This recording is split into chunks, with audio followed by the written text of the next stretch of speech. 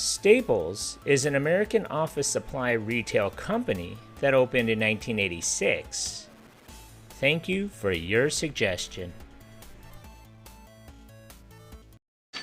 This is the year I'm gonna get organized. This is the year I start a filing system that works. The year I hunker down, and I mean hunker. Staples has Avery products at low prices, so don't just say you're going to get organized. Get organized. This is the year I lose the weight. Bob, we're going for pizza. Want to come? Ooh, pizza! For Avery products and over 7,000 other supplies at guaranteed low prices, it's Staples. Yeah, we've got that. Staples was founded in November of 1985 by Thomas Stemberg and Leo Kahn, who had previously competed against each other in the Boston grocery market. Stemberg had worked in the New England food business since graduating from Harvard Business School in 1973, after his employer fired him in 1985 because of philosophical differences. He used his year's worth of severance pay to explore other business opportunities. Stemberg was interviewing for a job at a generalized warehouse club retailer when he noticed that the aisle featuring office supplies was in disarray, attesting to the popularity of the products, which moved quickly out of the store. When he learned that this small category of goods accounted for 7% of all warehouse store sales, Stemberg recognized a niche market that would provide him with the opportunity he wanted. In formulating his concept for an office supplies warehouse, Stemberg drew on several demographic factors. As large corporations cut their workforces, small businesses were taking up the slack in the American economy, signaling a quickly expanding lucrative market. In addition, the service sector of the economy was growing rapidly, and such business typically used a good deal of office supplies. Stemberg's plan called for the elimination of the middleman in office supply distribution. Traditionally, manufacturers of paper and other items sold their goods to one of 6 major wholesalers around the country. The wholesalers then sold their goods to office supply dealers and stationery stores. The dealers sold supplies to large corporations, while stationers catered to small businesses and individuals. Along the way, however, the 2 layers of middlemen between the factory and the customer drove up costs dramatically. With his Staples store, as he planned to call the outlet, Stemberg would collapse those 2 layers into one.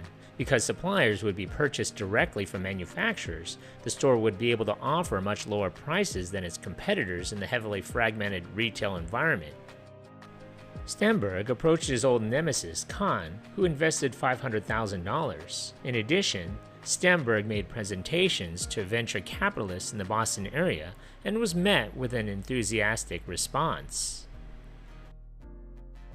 The first Staples office superstore opened its doors in May at 1660 Soldier Field Road in Brighton, Massachusetts. Consisting of one vast, open, 14,000 square foot space, the Staples store had a typical warehouse decor with concrete floors and an unfinished ceiling. A huge array of goods was stacked on metal shelves, and shopping carts were provided for customers at the front. More than 40 workers were deployed to ring up sales at 6 cash registers.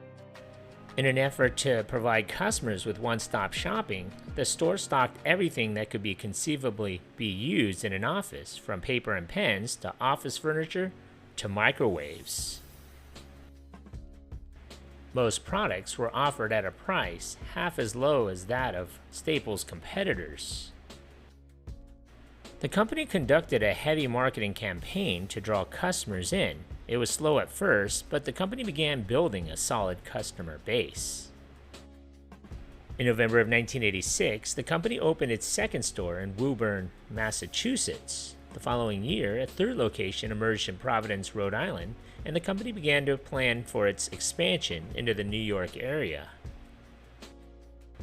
By the end of 1987, the company had opened a total of 9 stores that were clumped in the New York and metropolitan Boston areas.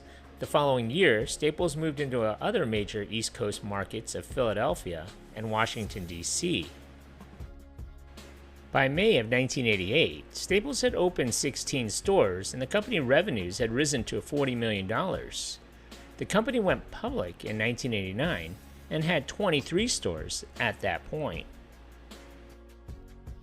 In July of 1990, the company also commenced operations in a new market, Southern California.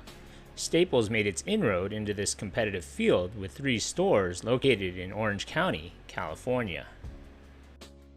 Staples followed its West Coast expansion with the introduction of a new retail concept called Staples Express.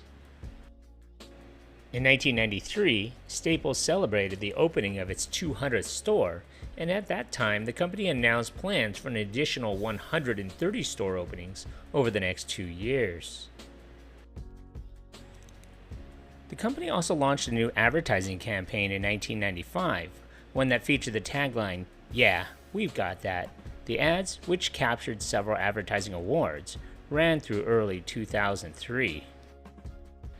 In the meantime, the latest expansion pushed 1995 sales past $3 billion, making Staples only the 6th company in the United States history to reach that mark within 10 years of its founding.